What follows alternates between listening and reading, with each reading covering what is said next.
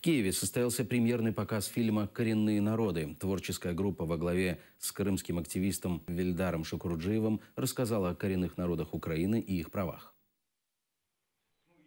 Этот фильм, прежде всего, нужен нам, самим крымским татарам. Для чего? Для того, чтобы мы не должны молчать о нашей проблеме, мы не должны молчать о нашем стремлении получить крымско-татарскую национальную автономию. Мы должны говорить об этом. Те мифы, те легенды, которые строятся вокруг крымско-татарской автономии, они абсолютно беспочвенны. Главное наполнение этой автономной республики Крым. Главное это мирное существование при повному соблюденні прав корінного народу, кримських татар. Ці фільми досить важливо показувати саме в різних регіонах України, де мало є обізнаності взагалі про корінні народи України, тобто про самих кримських татар.